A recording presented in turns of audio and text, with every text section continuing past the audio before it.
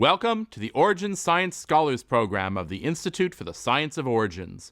The Institute is a partnership of Case Western Reserve University, the Cleveland Museum of Natural History, and IdeaStream. The Fall 2014 Origins Science Scholars Lectures are presented with the assistance of the Siegel Lifelong Learning Program, the College of Arts and Sciences, and MediaVision.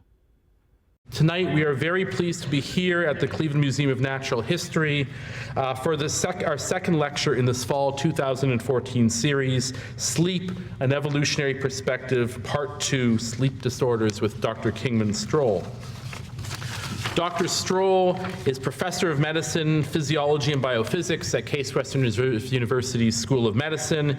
He is Director of the Sleep Disorders Program at the Lewis Stokes Veterans Administration Medical Center, Research Director at University Hospital's Case Sleep Disorders Center, and Chairman of the Scientific Committee of the Cleveland Translational Science Center and the Case School of Medicine. Please welcome Dr. Strohl. Last week I talked about evolution and sleep, trying to make three particular points. The first was that sleep emerged out of the circadian rhythm, that is the rhythm of a 24-hour Earth day, which is the light and dark cycle. And it's a very old system. Sleep as an old system has different stages, which have probably different purposes. We talked about memory and restoration. And finally, we talked a little bit about the sleep habitat. That is, what are the sorts of places that people sleep? How do they organize their sleep time?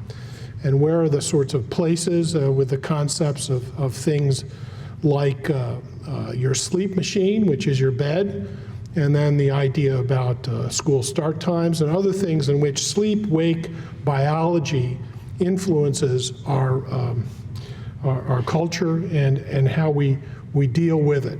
Now, this week I want to talk about evolution and sleep disorders, and it's a large topic. I'm going to focus on three particular areas. One, insomnia, trying to think of evolution and insomnia. Second, sleepiness. And finally, a little broader overview of some aspects of sleep medicine. So insomnia, sleep is an ultradian rhythm that's embedded in a circadian rhythm of our day.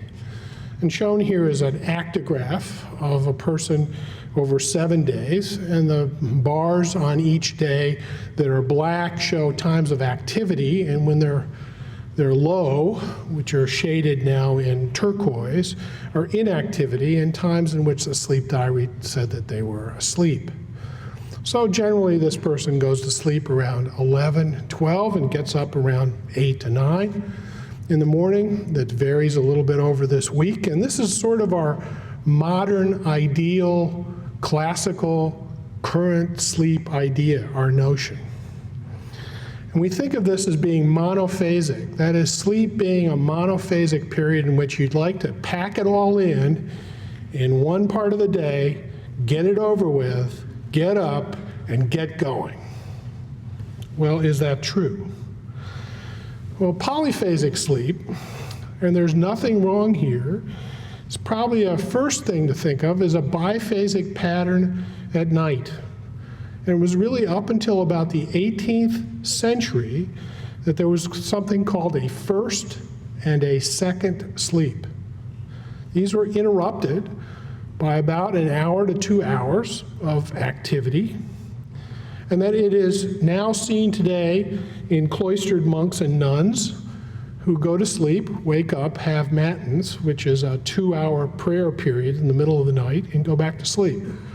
And studies by sleep physiologists have shown that they have no ill effects from that particular event, and that they also alter their temperature profile to be able to optimize their sleep time. It's also seen most recently in experiments done in the 1990s in this splitting of night sleep, in which they compared the same group of people having a 14-hour dark and a 10-hour light versus a 10-hour dark and a 14-hour light. And when they were in the dark for 14 hours, they began to have two separate sleep periods. The first was dominated by slow-wave recovery sleep, and the second was dominated by REM sleep.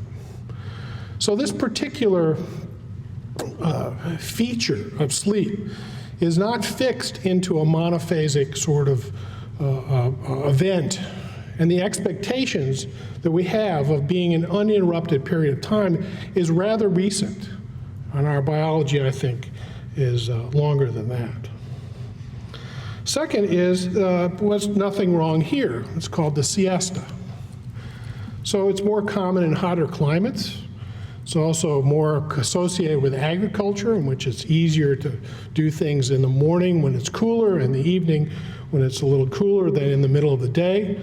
And those particular times are split into usually about 5 hours at night and about an hour and a half in the afternoon. Now, that was ended in 2003 in terms of the federal government. The private sector still has it in Spain. But in terms of the reasons for that is that the inefficiency that comes from shutting down large businesses, large operations, large factories, in terms of that inefficiency of shutting them down and turning them back on. So the forces that were seen as being more efficient actually eliminated, and the industrialization finally eliminated the siesta as a public policy. Now, there are also circadian alignments or misalignments.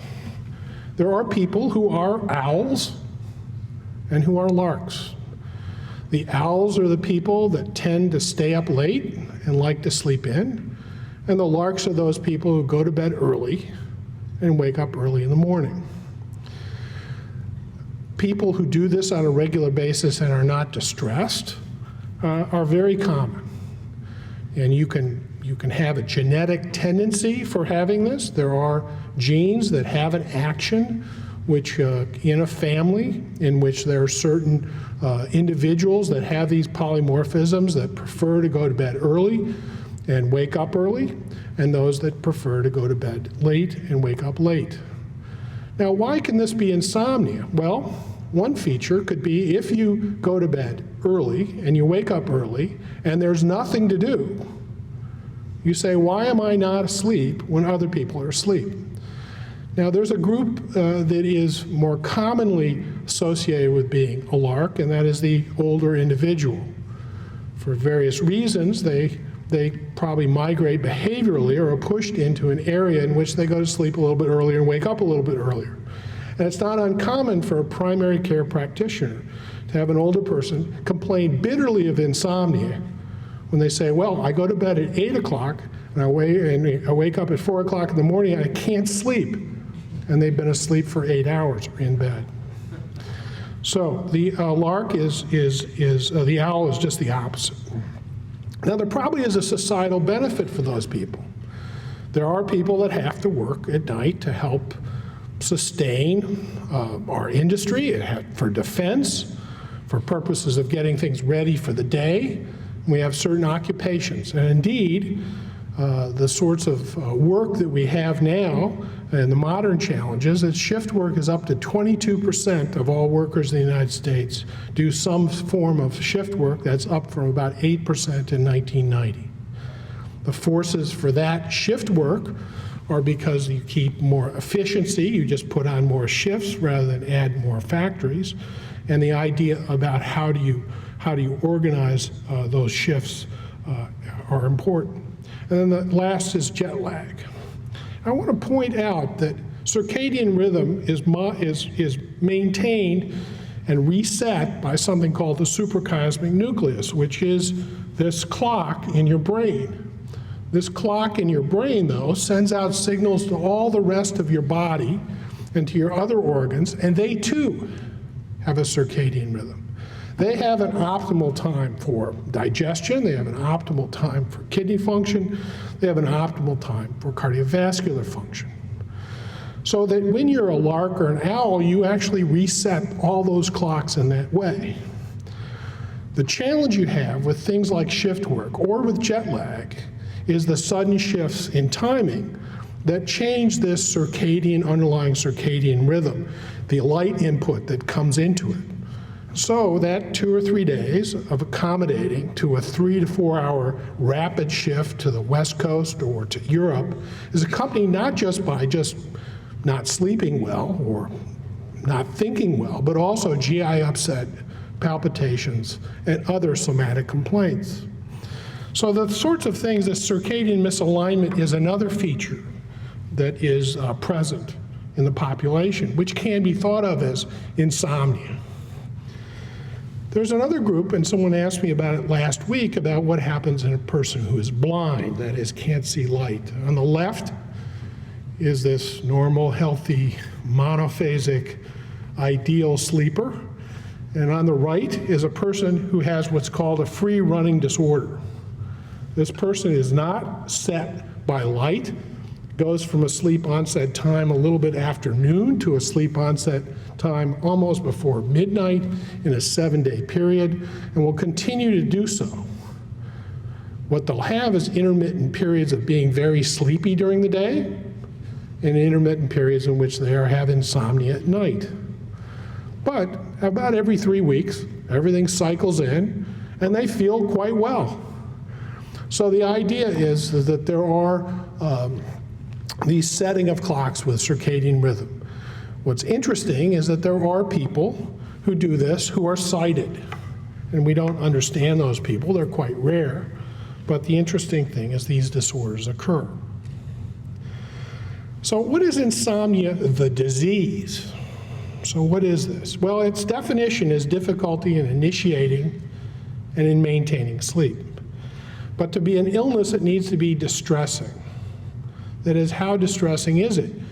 And we have to ask those features, because sometimes a primary care practitioner will hear about a person having difficulty initiating, maintaining sleep, and send them for, or give them something. And when you ask, does this really bother you? And they say, no, I've done it for years. I've gotten up in the middle of the night for an hour and a half. My grandmother and grandfather routinely got up in the middle of the night and played cards. My grandfather drank coffee, which I just don't know. Obviously, it was not Starbucks at that age. But he drank and then went back to sleep. These people, in terms of splitting their times at night, don't have insomnia. That's just the way they like to have their life. But is it common? Yes, 40% of people at any one time during a year will have insomnia for either brief or longer periods of time. It is so common that it may not be called a disease. It may be just the reaction to stress. It may be just the normal variations, and we'll talk about that in a second. So 10% of people have it, though, on a regular basis, but about 80% of those people have an either anxiety disorder or psychiatric disorder that it motivates and fuels this insomnia. Is it serious? Yes, lost productivity. People sort of feel as though they just don't sleep well. They get anxious about it. The cost of over-the-counter medications, medications for sleep is about $500 to $600 million business.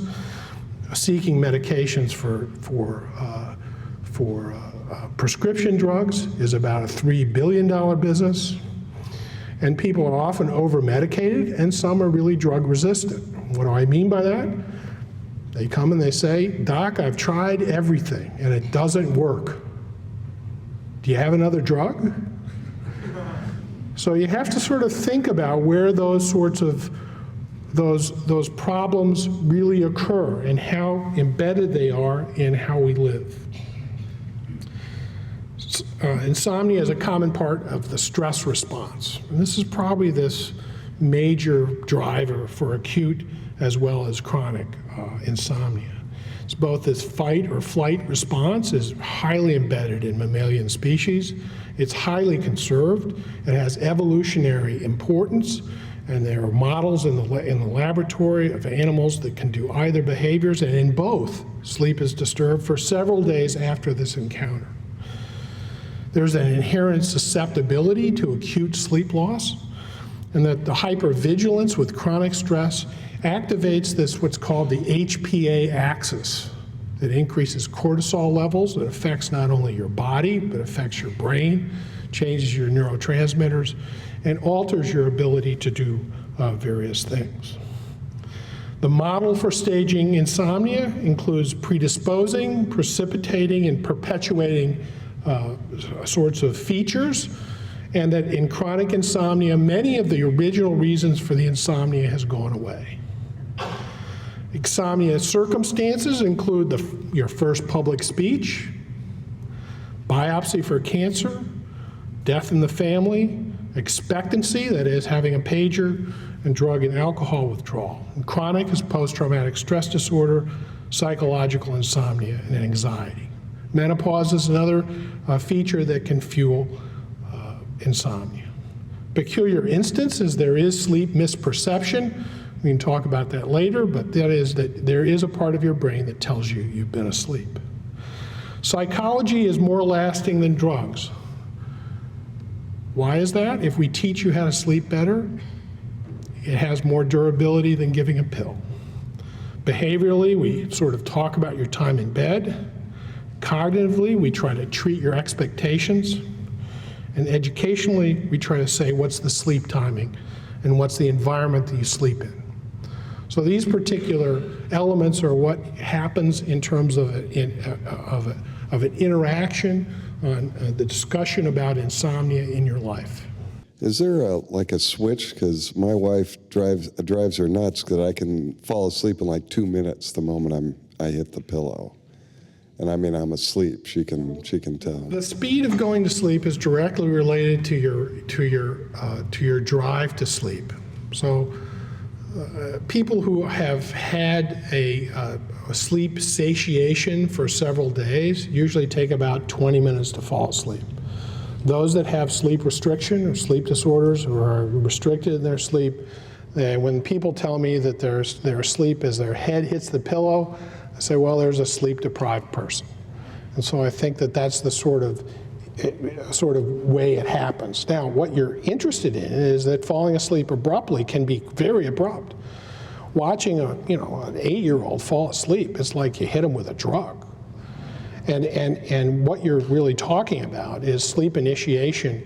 Where is the center for it? And it's both a center, that is a particular part of your brain which can initiate this sleep, but it's also a global effect, and different parts of your sleep, your brain fall asleep at different rates. So you mentioned the free running for in blind people. To what extent is light on the skin a trigger for circadian rhythms, or has that been studied at all? There was a report. The light behind your knee would reset your circadian rhythm, but it could not be replicated. Now, you can imagine that other mammals and fruit flies don't really do it through their eyes. They do it directly into that area. And in humans, the suprachiasmatic nucleus can be activated by light. And so that there are direct stimulation, but we don't really have another avenue into that. What we can do is, because light will inhibit melatonin, we can sort of manipulate using melatonin as a peripheral feedback loop. But stimulation of the suprachiasmatic nucleus is a very interesting approach. Do sea creatures, particularly those that live deep in the ocean where light doesn't penetrate, do they sleep?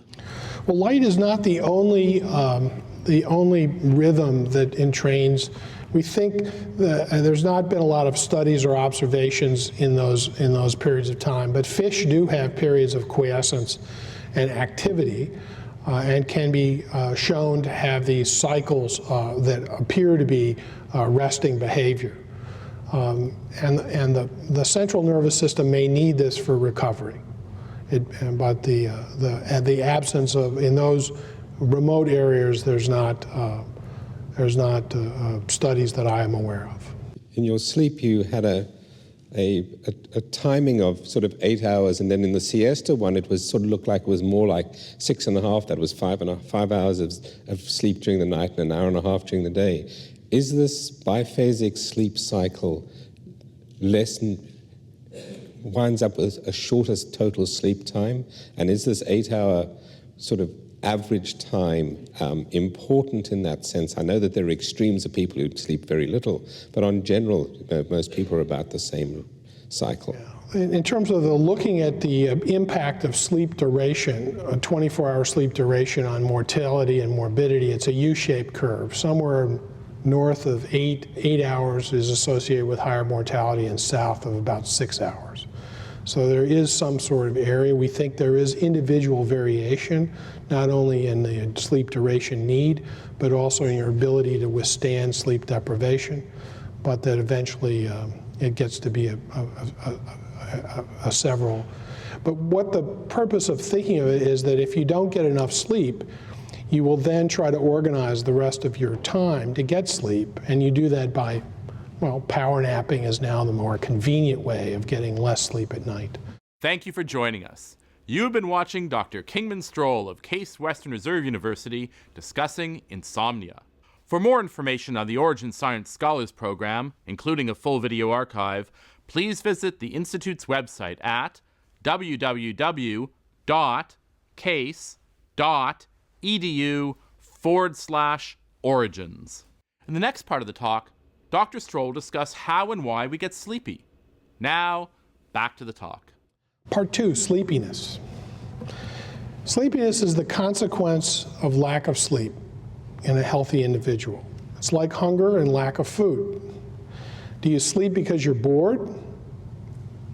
No. When you're bored, you make lists, you throw spitballs, you write notes, you do all sorts of things. If you're bored and you're sleepy, you fall asleep. So you falling asleep listening to me is perfectly normal. My falling asleep talking to you, however, would be abnormal. The Epworth Sleepiness Scale, which is what you were handed out, is a commonly used clinical tool to have people estimate their amount of subjective sleepiness. Now you'll notice it's passive circumstances like sitting and reading, like watching TV, like sitting in a car, doing these sorts of things. It's 0 to 3, and that particular scale can be used in a variety of circumstances. It's quite subjective, has bias, it has error, but it's sort of an interesting tool to sort of look at.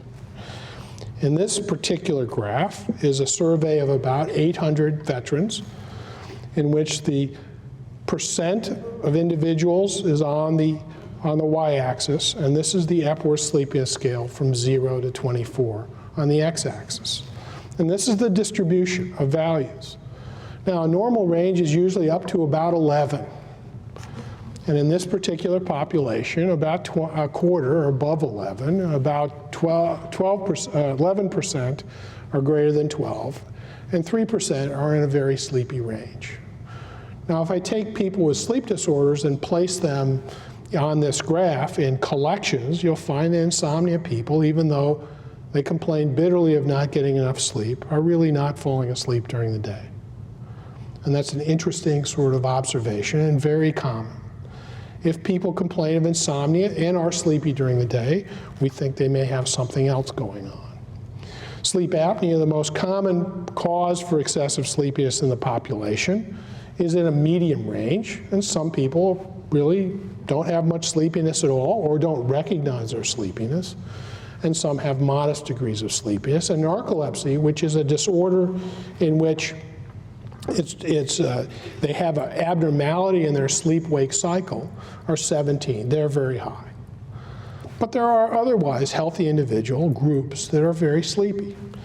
And one of those are house officers in hospitals. They're somewhere between sleep apnea and narcolepsy. They don't have this disorder, they're just sleep deprived. They're working about 80 hours a week, scheduled for 80 hours a week, and often they do a little bit more because they're interested in what's going on. They do it, you say, well, that's not abnormal. Lawyers that are junior lawyers or entering lawyers often work 70 to 80 hours a week. But these guys are scheduled to do it for 50 weeks a year for the next 3 years.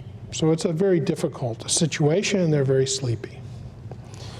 What happens then if you're very sleepy? This is a slide which shows on the top no sleep deprivation, on the bottom 72 hours of absence of sleep. Now, in this particular circumstance, these individuals are wired, they're monitored for sleep, and those that can't sleep, we know how much they sleep, wake them up and do this test, they go back to sleep. The others, if they try to go to sleep, they're awakened with a gentle, hello, keep yourself going. Now on the top slide is no sleep deprivation. And the task is to see a light and react to it as quickly as you can. It takes about 200 to 400 milliseconds for a person to do this, and they do this several times. And what you can see is that there is a stable cognitive state if you're allowed to have enough sleep for 72 hours. On the bottom you see that there is an unstable cognitive state. After about 15 to 18 hours, there's a big spike in the reaction time to the point where in this particular individual, they didn't react to this for 6 seconds when this light went on. Now, it gets back down to almost the normal range, goes back up again. This is the impact of circadian vigilance. So sleep loss is continuing, the continuing drive of sleep is accumulating, and yet you now see these periods of unstable activity that goes on over this 72-hour period with prolonged sleep deprivation. There are also times in which the person doesn't react at all. The light goes on, and they don't see it. Now, the first observations of the impact of sleep deprivation on cognition was they had people sleep deprived for 48 hours. They put a strobe light in front of their face, and they said, press a button when the strobe light goes on. Their eyes were open, the strobe light goes off, and they don't react. Sleep has a tremendous inhibiting function on how your brain works. And this is another example of this. If we look then at these errors of omission, these lapses, this is the milliseconds, this is how long it takes for this group to react to these lights. And so the one was the individuals, this is now a group of individuals, and you see that as the 72 hours, this is 84 hours, goes along, that there are increasing levels of problems in reaction time. But there are also increasing errors of commission. What's that? The light doesn't come on, but they push the button. So your brain is just not working. It's not working the way it should. It's not a question of whether you want it to work. It's a question is it's not working. The cumulative deficits in alertness are cumulative, and they are proportional to the amount of sleep you've gotten over at least the last 14 days. This is 8 hours in bed, 6 hours time in bed, 4 hours time in bed, and this previous one that you just saw, which was no sleep at all. And there is a relatively linear increase in sleepiness effects, that is objective sleepiness effects, the less sleep you get over a period of time. So people in this particular group, when you see this, that 4 hours of sleep for 4 nights or 5 nights usually results in catch-up sleep in the healthy individual. In these particular instances, very carefully done in a laboratory and for the purposes of trying to understand the effects of sleep. Performance is slower, more variable, there are more errors. Most are in attention and memory. And there's also mood effects, and this is really impulsivity. That is, you are unable to really restrain yourself. This is probably part of the anger moments that happen in many businesses. If you do a sleep history on these people, oftentimes you'll find that sleep deprivation, as well as stress, is a major factor. What is the effective reversal? It's sleep. A 20, 30-minute nap can reverse a tremendous amount of this impediment. It restores almost a normal function for a good period of time. 20-minute nap for about 2 hours. Caffeine, it lasts about 20 minutes. So that in terms of restoring yourself after feeling really sleepy, the best thing to do is drink a cup of coffee and go to sleep. Why? By the time 20 minutes or 30 minutes are up, the caffeine is in your system, and you've slept out at least 20 minutes. So the best countermeasure for drowsy driving has been shown experimentally to be those two conditions. Can one estimate their sleepiness? Well, the myth is I can tell how tired I am, I know when I'm not functioning up to par. Studies show that sleepy people underestimate their level of sleepiness and overestimate their alertness. The sleepier you are, the less accurate your perception of impairment. That's very similar to alcohol. And you can fall asleep briefly and not be aware because there's a retrograde amnesia as you fall asleep. You've really never caught yourself falling asleep, have you? It's because it erases the last few minutes of what you're there, those studies show. What happens? The risk of drowsy driving is biggest in those groups that are sedating medications and alcohol. There is not a linear additional effect, but a curvilinear multiplicative effect of alcohol and sedating medications with sleep loss. Driving alone or long distances is really that boring period of time. Driving males 18 to 28, primarily because they burn the candle at both ends, and then shift workers. Now, down here at the bottom is crashes, number of crashes, over a 24-hour period, state of North Carolina, for 18 to 28-year-olds. Now, these are not all crashes. These are drive off the road right, drive off the road left, no skid marks. They're distinguished because they didn't have any signs of alcohol, and alcohol usually has avoidance behavior. Fall asleep crashes don't. We see these fall asleep crashes. We know of them here in Cleveland, often in the springtime, often as the high school kids that drive into the back of a truck or do something else. And they usually say alcohol is being looked at, and 3 days later they say alcohol was not involved. They fell asleep. These periods of time are not randomly distributed and occur at times in which you have these troughs in your circadian sleep alertness. So they occur in the afternoon and they occur in the early evening. Alcohol occurs in other times of the day, and is distinct in terms of the crashes that are due to alcohol and can be shown to be due to alcohol. Drowsy driving. So what does not work? Shown in studies. Turning up the radio, opening the car window, chewing gum, blowing cold air or water on your face, slapping or pinching yourself hard, or promising yourself a reward for staying awake. So the interesting survey that was done at the University of Denver, in Colorado, it was the medical center. The average number of drowsy driving, fall asleep, near misses that were in this population was 1 plus or minus 2 in terms of the standard deviation. What that means is we all experienced this drowsy driving at one point. We know what it's like. It's very scary. If I could only close my eyes for a second, I'd feel better. And for a second, at 60 miles an hour, that's usually a bridge abutment. So it's really a difficult thing to think about. So now I'm going to just end here talking about sleepiness as impairment.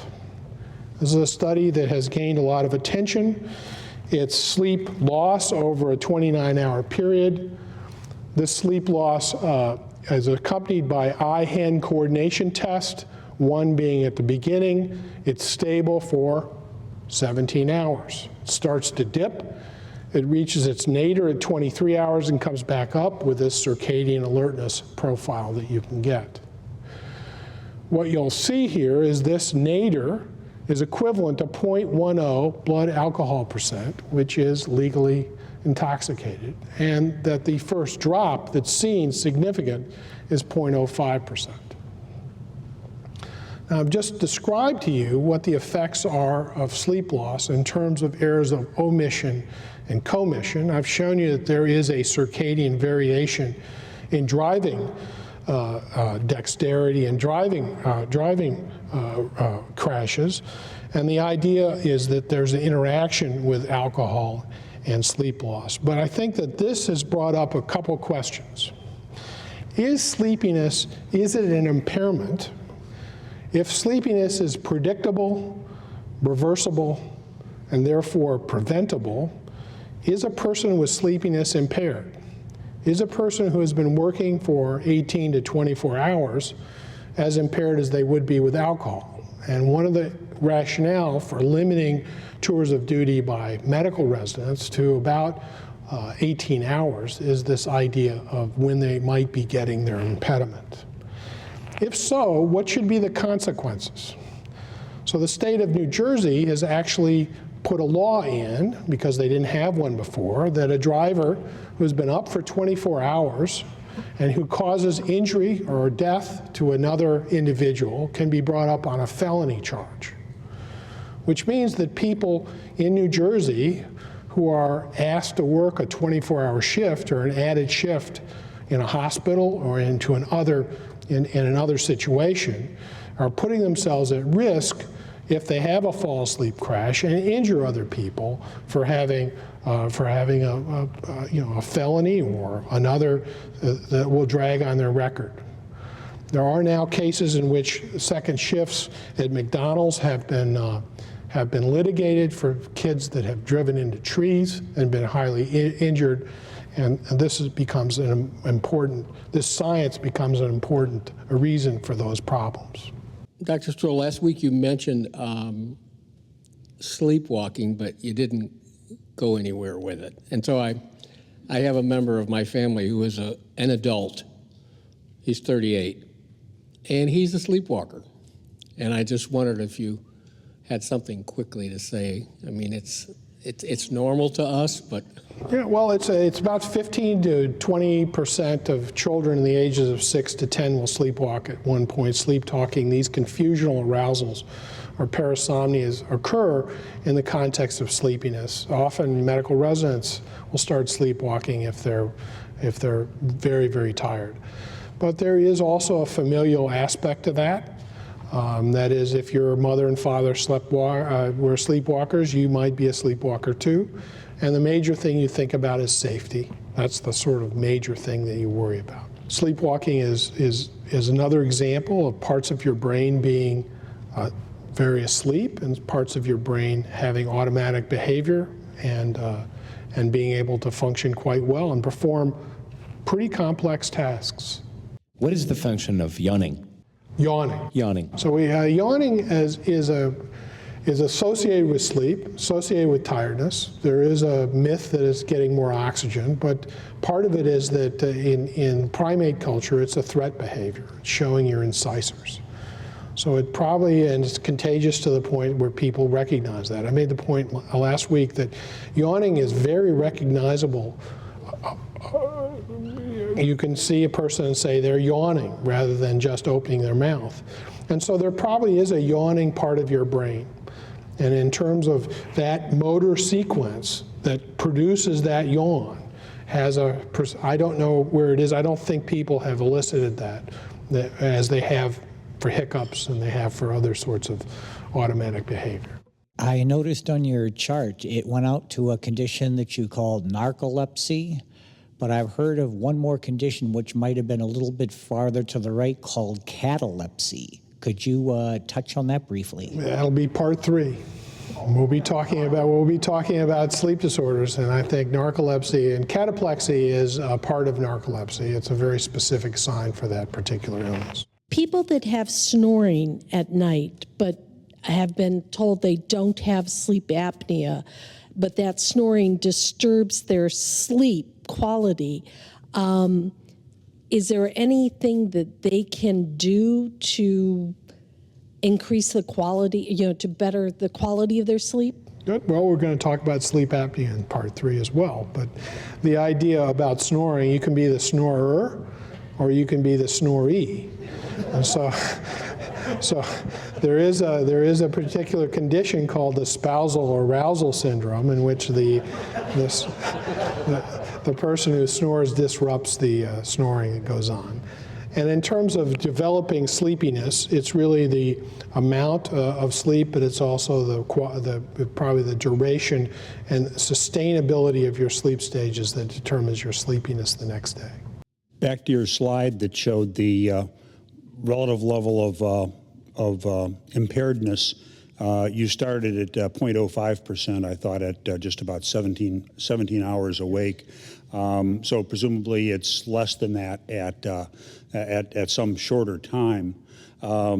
Some companies now are moving towards like a zero tolerance on alcohol for their employees doing certain jobs. But it would appear that a zero tolerance would be inconsistent with allowing people to work more than 8 or 10 hours at one time. So the question is, can companies take sleepiness seriously?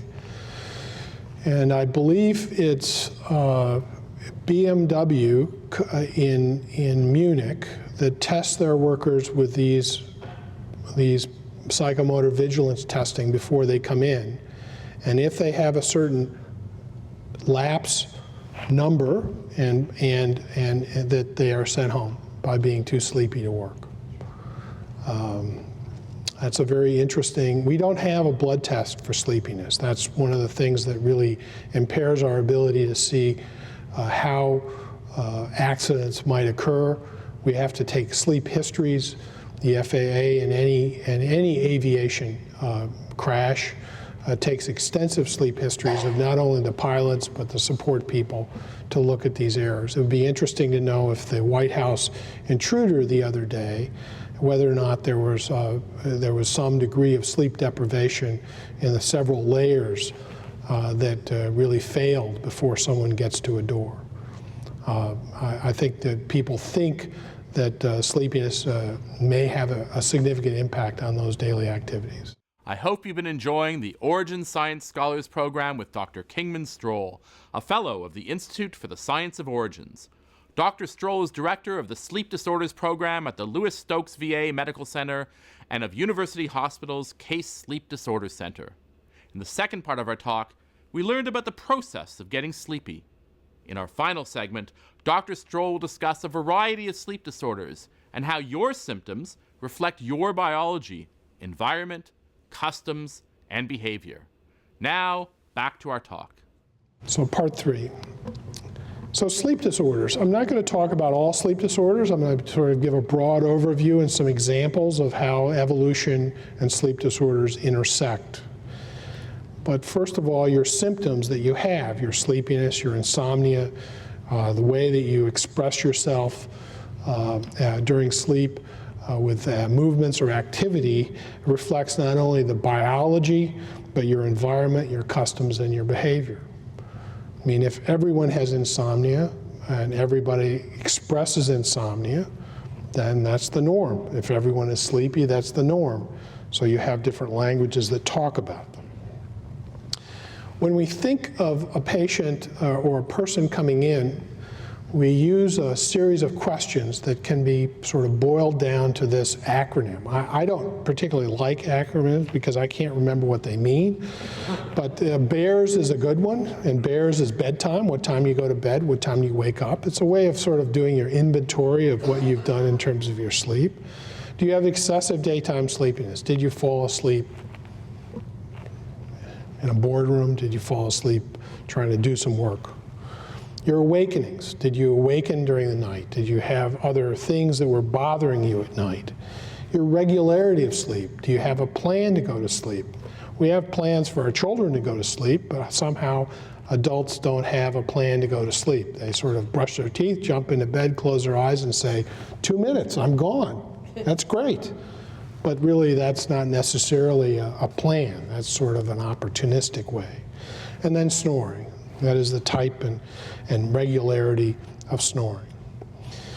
We sometimes do what's called polysomnogram. We bring you into a laboratory, we wire you up. Is a test needed? Very often it's no. We can get some idea of what goes on before you have a test. We have different alternatives. It's not a place in which you sleep normally. It's a place in which you're not only wired for knowing what your brain waves are, there's a camera on you to see what's going on. You feel uncomfortable, you don't know if you should turn over. It's really not what we in the 70s would call a Mr. Natural experiment. It's not going to be that experience. Relax, pretend to sleep, go to sleep, pretend we're not even here. Now, there are 93 human sleep disorders that are listed. Some are very rare, some are arcane, some are very common. We have 4 different categories. we try to sort of understand, and people can have more than one problem. But in general, it's excessive daytime sleepiness or wake time sleepiness, particularly if people sleep during the day, disorders of initiation and maintenance of sleep, parasomnias, which are odd behaviors during sleep, and then disorders secondary to neurologic, medical, psychiatric conditions. And you can imagine the medications, illness, and other things can disrupt your sleep just as much as an intrinsic sleep disorder. Now, the first one I want to talk about is obstructive sleep apnea, or the snoring disease. It was first sort of introduced in the literature, and when it was finally first diagnosed in 1962, they looked back in the rearview mirror at the literature and found a description in the Pickwick papers of this fat boy Joe who was falling asleep while knocking on the door delivering a note. So often it's called the Pickwickian syndrome, and it was characterized by people being obese. But really the questions are you refreshed after a night's sleep? Does sleepiness limit your activities? Do you have fall asleep car crashes? And then complaints about snorts and snoring and pauses during sleep and breathing. These are the major sorts of things that we think about. There are other associated cardiovascular events that we may think relate back to having sleep apnea and that you might be tested for. But in terms of symptoms, it's these wake time symptoms and these sleep time symptoms. So I'm going to show you a videotape of a person with sleep apnea. And respect, this is a real patient. Observe how is he breathing. Hold your breath as long as this guy does. And how do you ask a person about this breathing period? So let's make sure we get this going. Is this simple snoring?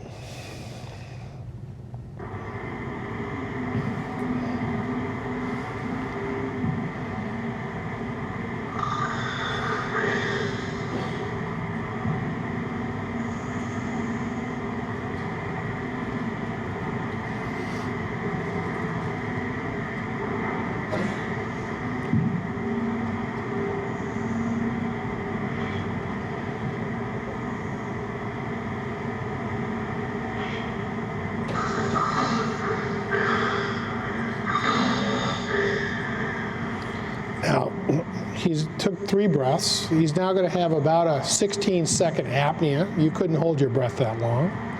Remember, he's asleep. And he's trying to make efforts against a closed airway. You can see that the abdomen starts to rock up and the chest wall rocks backward, attempting to breathe against a closed upper airway. So when we talk about snorts, that's a snort. So this is not is this simple snoring? No. This is pauses interrupted, silence interrupted by snorts. This is severe sleep apnea, occurring about once a minute, apnea-hypopnea index of about 60. So this guy is pretty severe. He was treated. This is 1986, and he's still doing well. So what makes you susceptible to sleep apnea? Now, remember it's called sleep apnea rather than wake apnea, so you have to be asleep. The other is a respiratory control system. You have to open your airway as well as to activate your diaphragm. And you're obese. Now, the obesity, you're just as obese when you're awake as when you're asleep. So obesity is not really the whole thing, and very obese people, about 15%, don't have sleep apnea, so it's not the whole story. So what is it? Well, one of it is going to be craniofacial form. And especially in Japan, you can have different heads and necks and things because of northern mongoloids and southern mongoloids. And it turns out to be the head form is very important. Your cranial base, how you build your nasopharynx and your oropharynx on top of that airway is quite important. And in fact, the susceptibility into the evolution of the upper airway that makes you susceptible to collapse. We had to evolve, and we use speech and swallowing. We have to be able to organize our posture in terms of how our head and our swallowing works. And this then made a flexibility of the throat. There's something called the hyoid bone, which I've circled here, which is floating. It has about 4 pairs of muscles that try to rig it like you would rig a tent pole up there, and it moves back and forth using these muscles so that I can speak to you, I can swallow, I can sing, I can do all sorts of things, but it makes it vulnerable to collapse when you're asleep, particularly if you have weighted by obesity or by a particular head form. So the evolution of the upper airway is very important. The second sort of disorder is that of narcolepsy. So narcolepsy is excessive wake time sleepiness, hallucinatory reports with sleepiness, sleep paralysis, that is, you wake up and you can't move, poor sleep, and drop attacks called cataplexy. Now, the interesting part of the sleep paralysis is it's part of just being sleepy. And maybe some of you, if you're really sleepy, has experienced, as you wake up, a period of time in which you can't move for between 10 seconds to 2 minutes or so. It happens to house staff, and they come and they talk to me. They think they're somehow have a terrible disease, and they usually have been on all nights for the last week. They haven't slept very well, they've been sleep deprived, and they have these experiences. But it can happen in anyone in terms of these periods of time in which they're very, very sleepy. Sleep overwhelms these people, and they have these events. So I'm going to show you a little bit about cataplexy. I'm going to show you examples of this. This is a dog that has narcolepsy. It was found just spontaneously because veterinarians were looking for it in Japan. They found this particular dog. There is a genetic cause of this in these animals, and it's been studied. It was one of the clues to human narcolepsy. And this particular dog is staring at a piece of meat that they've been hungry now. They're looking at meat, and it falls. It drops. Now, this particular dog could eat. It's healthy, but it has, whenever it gets excited, whenever it sees a toy, whenever it sees something that's going on, it has these drop attacks. And what's happening is that part of their brain that is there to inhibit their muscle activity during rapid eye movement sleep, during the dreaming stage of sleep, is breaking through and stopping your muscle activity. So they drop. They're not passing out. They're aware, and they know what's going on, and we know this from human reports, and we can find now he's falling asleep, even wanting to eat. So this particular example is one that you sort of say, well, that can happen in a dog, and I'm going to show you a person now. One of the things to think about, again, when you show these videos is you want respect. That is, respect for the person. They were able to have them videotape. They were able to do this, and so these are very unusual. You don't see this. This happens about 1 out of every 20,000 individuals. We have groups of people with narcolepsy here in Cleveland. It's an area that we need to know more about. So this is a child in China, in Beijing, and they're trying to tell him a little bit of a joke.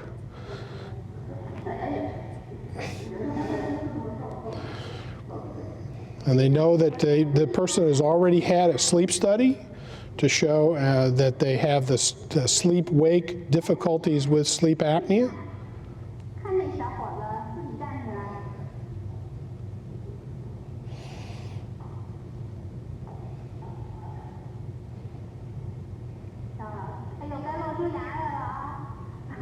I don't think you want to be able to go to sleep like that.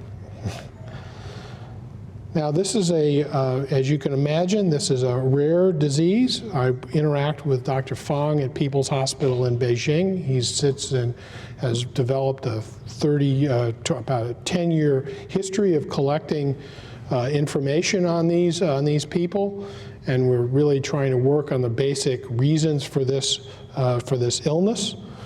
And that he really is a funnel for all of northern China to be able to see in his clinic these activities. Now, what is it? Well, narcolepsy with cataplexy is a loss of orexin neurons. Orexin is found in the lateral hypothalamus of your brain. These particular, on the right is shown autopsies of adults that donate their brains. There's a brain donation for narcoleptics versus an age-matched control. The dots indicate orexin-containing neurons. And you can see that the orexin-containing neurons are very scattered and few in the narcoleptic brain and are fairly clustered in the regular brain. You only have about 25 to 30,000 orexin-containing neurons in the adult brain. And if you get down to about, it's estimated to be 2,000 or 3,000 orexin-containing neurons, you'll have symptoms of narcolepsy. There probably is a narcolepsy spectrum. And you could be hearing, there are TV ads to look for sleepiness in this region, and people are looking for these people who have what they call narcolepsy spectrum, that is, they're very sleepy people. Now, orexin really maintains wakefulness. So if you're awake, it keeps you awake on a steady way. And when you go to sleep, then you go to sleep. It's a flip-flop switch. So not having orexin makes it very unstable. So these people not only have more sleepiness and drop attacks during the day, they also wake up more at night. So it's a very interesting perspective. Through his studies, Dr. Hahn is in a collaboration with Stanford and here, he's shown that, and others have confirmed, that narcolepsy has a seasonal expression. It's seen more often between May and August, probably because of the infections during the winter, and it takes time for these neurons. The current thinking is that these neurons, because of a genetic predisposition that's based in the immune response genes, are targeted after infections, and that they then are destroyed and they no longer function.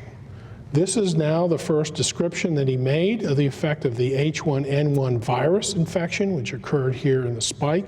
This is his average of people presenting over the last 10 to 12 years. And this spike in narcoleptic presentations was seen not only in China, it was also seen in the United States, but it was clearest in this particular example. So in summary, we want to talk about insomnia, and I wanted to talk about insomnia as contextual. That is, you have to understand circadian rhythm, you have to understand your patterns of sleep-wake behaviors, and the behavioral domain is as important as the circadian domain, and that sometimes things get out of control, so that the idea of not sleeping well creates more anxiety, which creates more times in which you're not sleeping well. Secondly, if you don't recognize that you're sleepy, you're not likely to do anything about it. And that's an important concept. I think that people should be taught early on with education about sleep need, about doing a sleep inventory, about understanding what their sleep-wake behavior is in themselves and in children. And sleep disorders are recognizable and in large part treatable.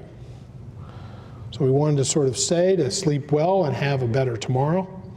And we'll close with that comment. Thank you.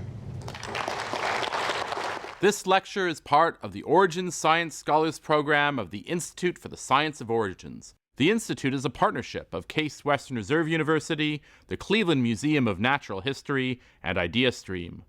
The Fall 2014 Origin Science Scholars Lectures are presented with the assistance of the Siegel Lifelong Learning Program, the College of Arts and Sciences, and MediaVision. For more information on the Origin Science Scholars Program, including a full video archive, please visit the Institute's website at www.case.edu/origins.